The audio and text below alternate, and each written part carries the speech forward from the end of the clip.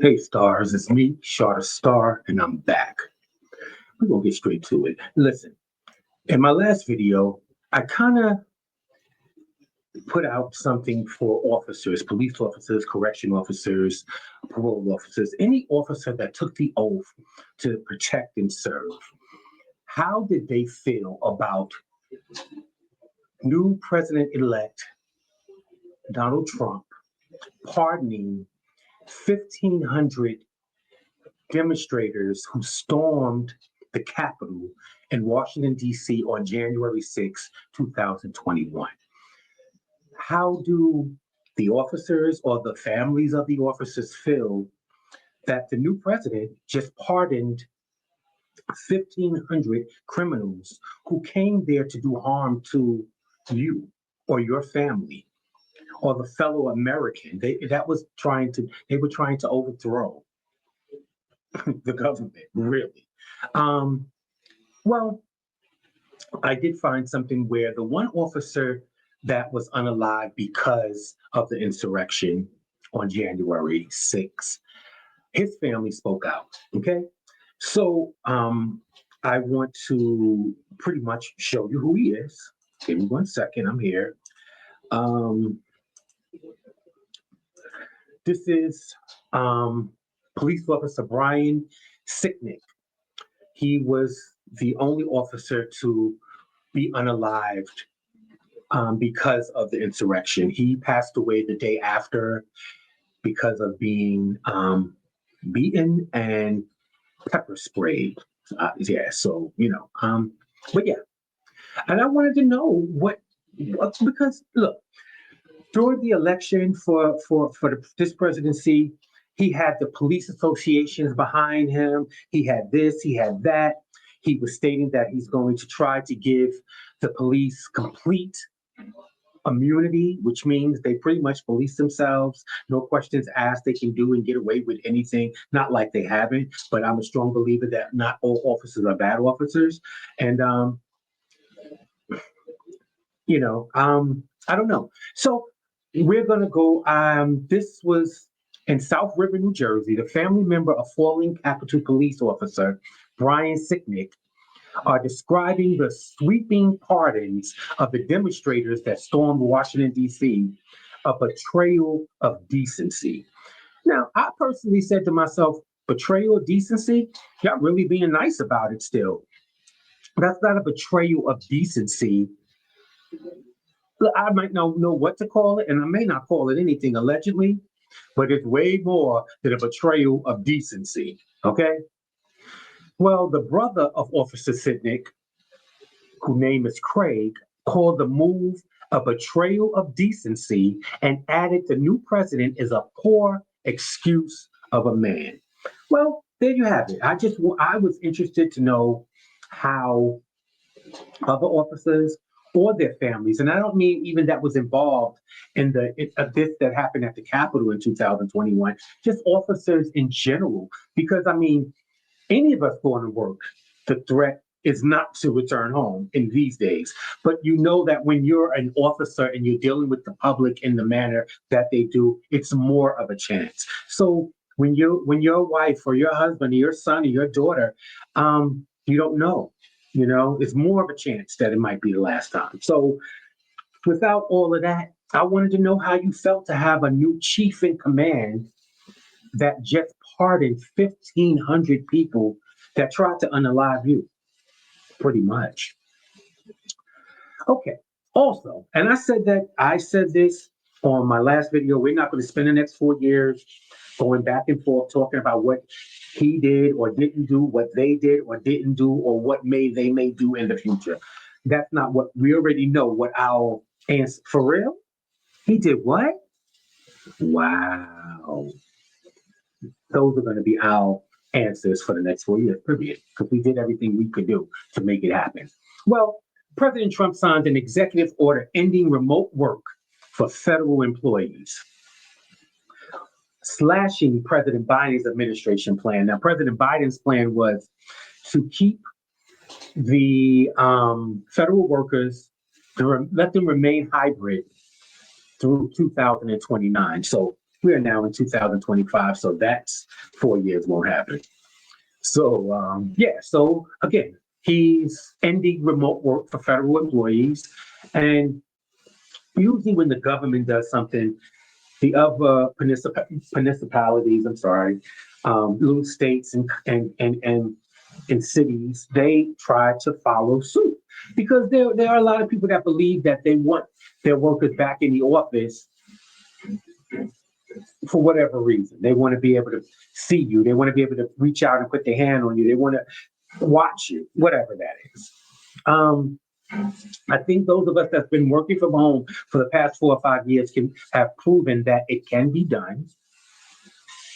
And some companies made more money than any other year, you would think, because we were home. The overhead was crazy. It wasn't nothing. We was home. Even though you still had to pay rent for where you were, it was different. Well, nevertheless, so, I don't know how many companies are going to follow suit immediately with it because in the private industry, a lot of companies have given up those really large spaces in the past 4 or 5 years.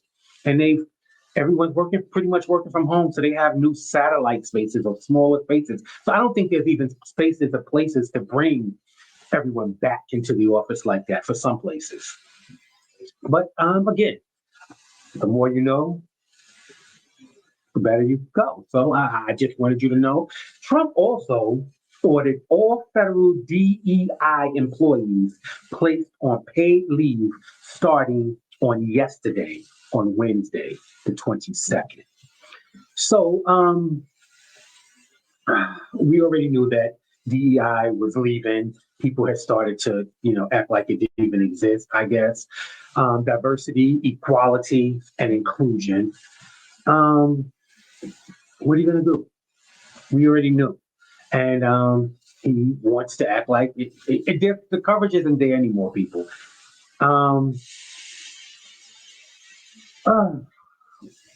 Enough of that. But before we leave that, Jeff Bezos, Mr. Trump's friend now, friendly neighborhood billionaires. Jeff Bezos, let me show you this, deletes, not just said something about it, he has went into the company's corporate policies and removed LGBTQ plus rights and equality for Black people from Amazon's corporate policies. It's no longer even on the books now for Amazon. And all of this stuff is being done within a week. I'm actually drinking, I forgot to tell you guys, I'm actually drinking lemon drop. I told you I'm a lightweight, these are stuff I drink. Lemon drops,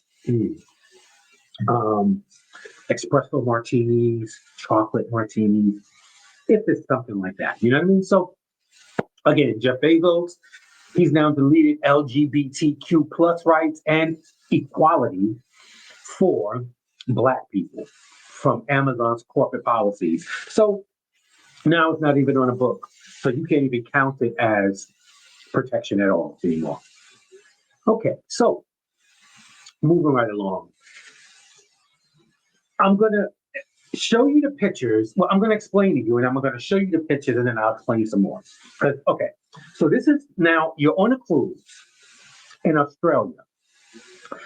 I'm not quite sure where the boat started and where it's ending, but at this point, it's in Australia on Christmas. This is this past Christmas. So you have people on this cruise from all over the world, of course.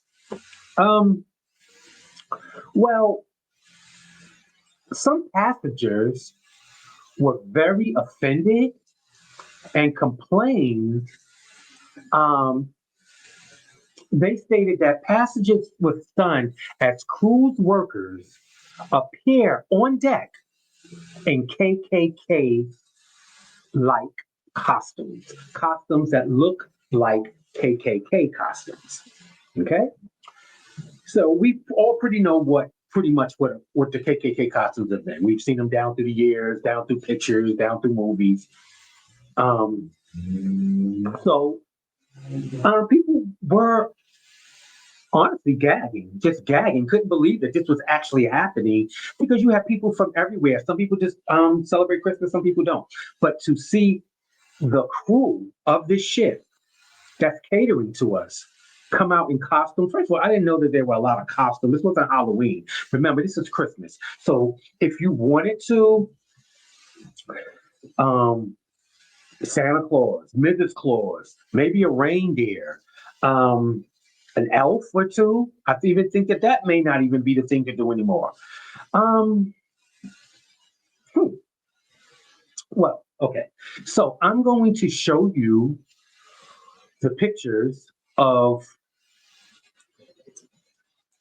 the crew of the ship, and then I'm going to show you a picture under it, which is the attire of the KKK, and tell me what the difference is. And then I'm going to give you the explanation that the cruise ship gave.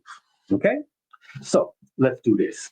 So remember, this was Christmas, this past Christmas, and people were gagging that the crew on this ship came out.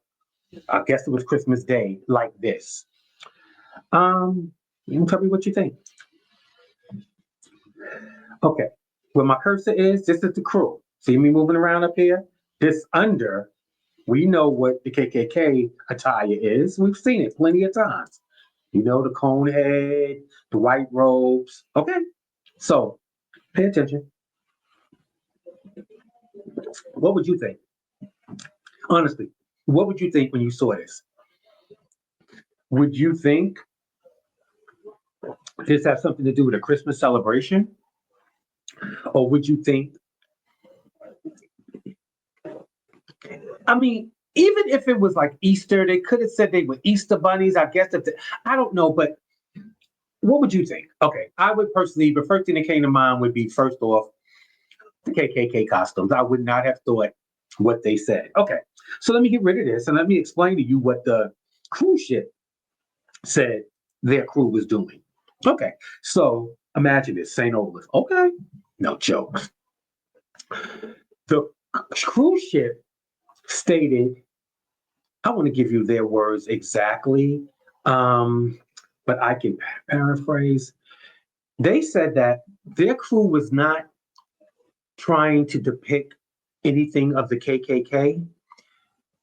They were dressed as snow cones.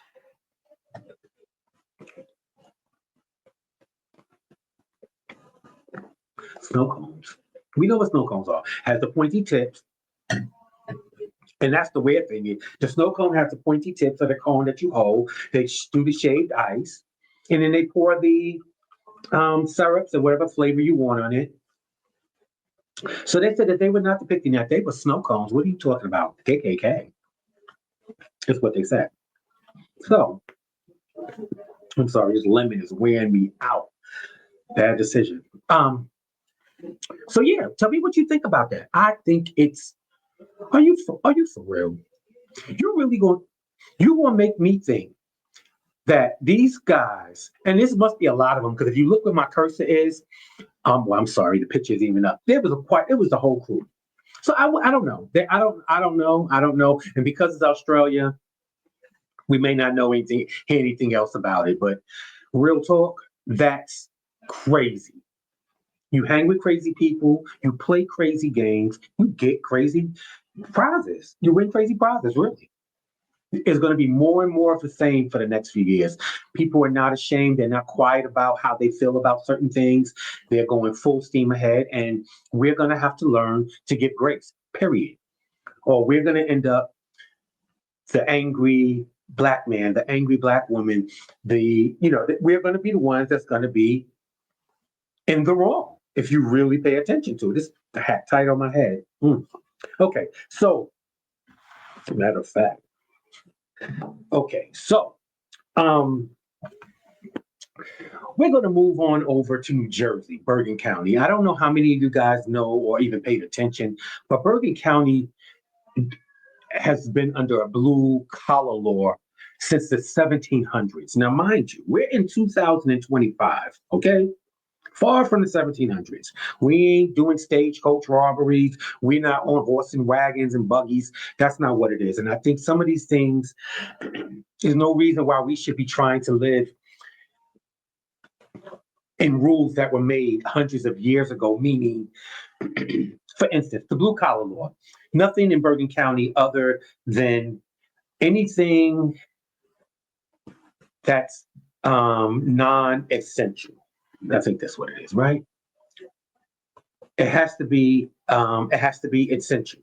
Non-essential meaning clothes and malls and buying a car. Those are those are not important. So food, you want to eat somewhere, eat wherever. The restaurants are open. I guess grocery stores, whatever. But you can't go shop at malls and stuff aren't open. Okay. And I remember a few years ago, I remember for like maybe 2 weeks or 3 weeks, 1 month, they allowed the malls to open on Sundays. And I thought it was good because I actually utilized it because, summertime, especially on a Sunday, you get up, you might get an invite on Sunday morning to a cookout or to a beach party or a pool party. And you're like, you know what? I need to run to the mall. We're not in Bergen County. Can't get them all. So they're mad at the American Dream Mall, which is located in East Rutherford, New Jersey, which is technically Bergen County. And from my understanding, they've been open for like 2 years and they've never been closed on a Sunday. So why now? Why does it bother you now that they're open and not following the rules of this blue collar law? So the Bergen County officials that run the county and stuff, they're very upset with the mall. I don't know what that means. I think since this has been going on since the 1700s and we're now in 2025, and the fact that New York has added this congestion pricing, me and quite a few people that I know, we won't be going into New York to go shopping. I won't. Your trains ain't safe. It's too expensive to drive. You got to pay for parking. We're here in Jersey. Every mall, every supermarket, most businesses have parking, free parking. We don't pay for parking unless we're in the street at a meter. And that's because we're too lazy to drive around to the back of the building. More than likely. So, I mean, I don't know. I just think that if you want to open your business on Sunday, you should be able to. If you want to keep this thing going and don't want to, then you don't have to. That's where the choices come in. So I don't know how that's going to work. I don't think it's going to change nothing because American Dream is not just a clothing mall. When these rules were made, matter of fact, malls didn't even exist. It was people working hard, stagecoaches, horse and wagon. Not funny. We've been talking about the 1700s, where those that had shops and stores, it took them forever to get home. It took them forever to get to work. Days were long. So of course they wanted Sunday off. That's what that was. Nevertheless, things have changed. Like I said about American Dream Mall, it's not just a mall. It's a complex, entertainment complex for children, kids. They have an amusement park, roller coasters, ski slopes, all this stuff. And the kids are only out of school Saturday and Sunday. So if you want them closed on Sunday, when are people going to utilize the facilities that they have to be utilized? Hello? Don't worry, I'll wait. Y'all being silly. It's like this nitpicking, just stupid stuff. If they've been open for over 2 years and opened every Sunday, and I actually went to them on a Sunday, excuse me, and now you're upset because they're bringing revenue into Bergen County on a Sunday when no one else is really working except restaurants, supermarkets. What's that about? What's that really about? Well, I'll let you figure it out. I just wanted to bring that to you guys. So now we're going to go to Mableton, Georgia. Okay. Well, Mableton, Georgia. There's I'm going to just show it to you so we can just get through it. I'm so sick of these type of stories. I mean, it's true, it's happening, but mental illness is real, people. I'm telling you, I'm trying to show you every week, every video. It's real. You never know what people are going through. Okay. Georgia middle school student in critical condition after pounding herself on campus in class. Okay. Just wanted you to see that it's a real thing. Okay. So again, You have this teenager, not nobody's knowing what's going on with her. Um, what they say is the Georgia middle school student, this is middle school, was in critical condition after powering herself on campus Wednesday afternoon, prompting a lockdown. The incident occurred around 2:45, so she waited right before 3 o'clock at the Lindley Middle School in Mableton, Georgia. That's 15 miles west of Atlanta. Um, they not really saying but so much because of her age. She's underage, but she wasn't successful at unaliving herself. She's in, critical condition. And I don't know, but we have to show some grace. And the young people, I know they're hard to deal with. We had some type of respect and remorse. We cared about things, and it seems like this group of young people, they're not social. We know that we know that they don't know how to deal with conflict. So you have to try to put yourself in that space when we were that young and how we had our first relationship, and when it ended, it hurt so bad. We just thought we would never do it again, baby. 50 more times later. Okay. But it's just weird. Like if you lose a parent or grandparent, but before that happens, actually, you're like, when that happens, they might as well just take me with you. They might as well just bury me with you. But we learned that it's part of life, you know. And it happens to everyone. No one gets out alive. No one, I promise you. No matter, it may seem to be here forever, but no one gets out alive. Trust me. So we have to pay a little more attention to these young people because they're hard to deal with. They're not easy to talk to. They're not social. We know all these things, but we also know that they're bigger than we were at that time. Their bodies are more developed. They're going through body changes earlier than we did. You know what I mean? That can work with the psyche, especially if you have issues at home and you have issues at school. It just seems like issue after issue. A young mind can't take that. They don't know how to resolve conflict in that manner. And they shouldn't at that age. So we have to, like it or lump it, we have to try to get through to them, and make them feel comfortable that they can come to us and tell us what's wrong. You don't know what this young lady was going through. You really, really don't. You don't know what she was going through. Again, I just want to let you know mental illness, and this is part of mental illness. It's real. Okay. So we're going to go. Okay. So I'm going to show you a picture first. Okay. Let me bring up the picture. This is retired police officer Anthony Williams and his new bride on the plane on their way to their honeymoon. They live in Arizona and they're flying to Miami for their honeymoon. Keep that in mind. It's an important part of the story. Okay. So I'm going to show you the picture of them. He's African American. She's Caucasian. Nothing that we've never seen 100,000 million times. Like, I don't understand what the big deal is. He's smiling. She's smiling, licking her tongue, got her little Cartier frames on. I see him. It looks like he looked like he might, mind my business. Um, she doesn't look like she's in any distress at all. Okay.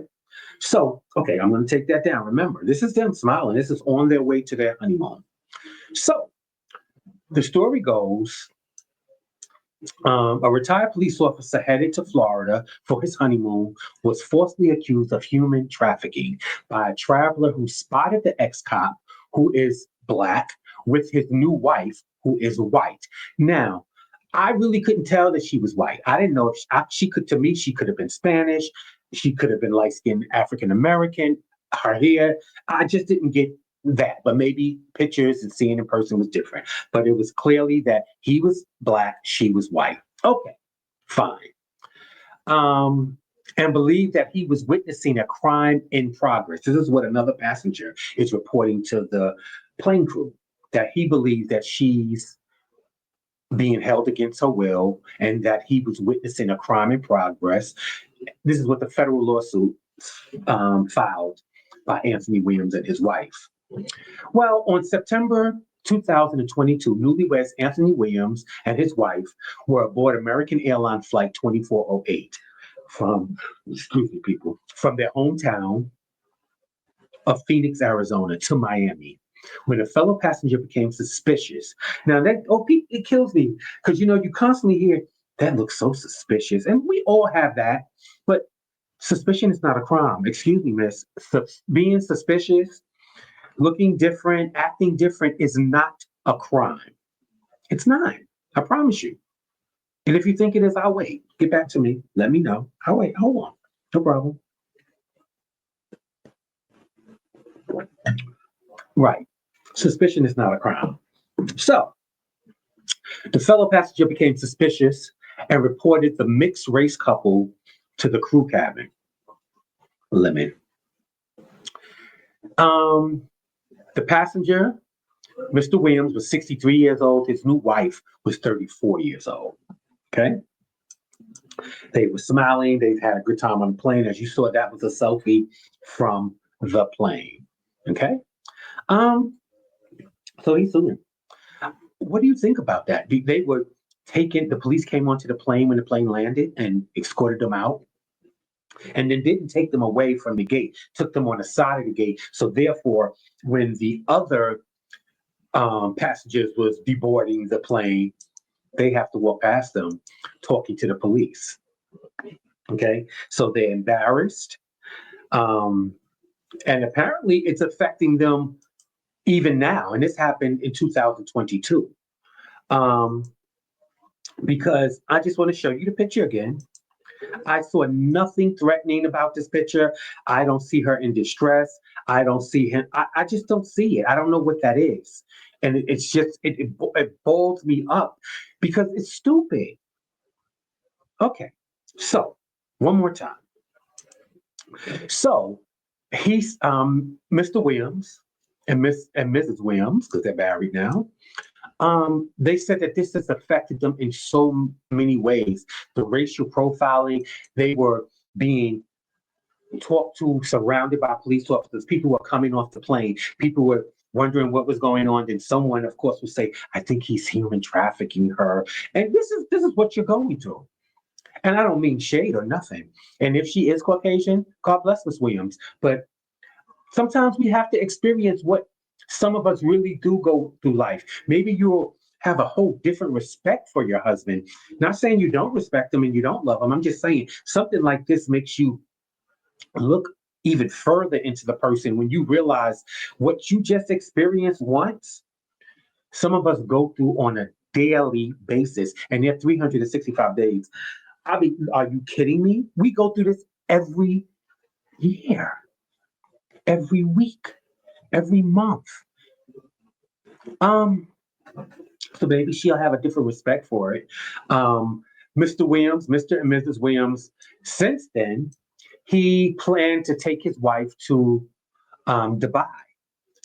And what this has caused is he got her, they're suffering from mental pain, sleeplessness, paranoia, panic attacks, fear, and anxiety. Okay, that's just and the embarrassment of it all. But now he went to take his wife to Dubai. Guess what happened? She freaked out on the plane and had a panic attack on her way to Dubai. On the plane, I guess she got flashbacks, or you're going to another country. You don't know how they're going to see you, what they're going to think of you. Baby, I completely understand. And I'll try to follow this case and see whatever comes out of it. I'm sure at this point they're going to settle out of court. This is not going, I mean, it's a federal, so I don't quite know what's going on, but this has been going on since 2020. Well, no, this happened in 2022. I don't even know if they filed then. So, nevertheless, listen, the more I know, the further I can go. I just want you guys to be informed, intentional. We're going to have to learn grace if we don't know anything else. Because people now, and I'm just going to say people, doesn't matter the nationality. Racism comes, we can be racial profiled by our own person, a person in our same race. Okay? Some of us, we hate ourselves more than anything. So I say all that to say, it seems like within the next few years, the hatred is really going to come out. People are not going to hold their tongues. As you see, he thought he saw something or he felt something. He tells the airplane crew, and they jump into action like the Super Friends, or all of that. And when they should be doing it, they're not. That's the thing. That's the thing. You're looking at the wrong one. Look, you should be looking at Peggy Sue, or Betsy, or Karen. No shade, Karen, I love you, but like you're doing the wrong thing. It's wrong. So I want you guys to be intentional. I want you guys, even though we're in a new year and a new presidency, don't stop checking on your friends and your family just to say, I'm thinking about you. You crossed my mind. Those things can change a life. Those things can change a complete day. You know what I mean? That young lady that pulled out the pow pow and pow powed herself in class at 15. You never know. Someone could have said, how are you? What are you up to? Start a conversation. Let people know that they're seen. That's the thing with some of these young people. They don't feel like they're seen. And I know what that can be like. Listen, guys, I love you guys. I hope you're having a great week. I hope you continue to finish off your week and have a great weekend. And we will speak soon.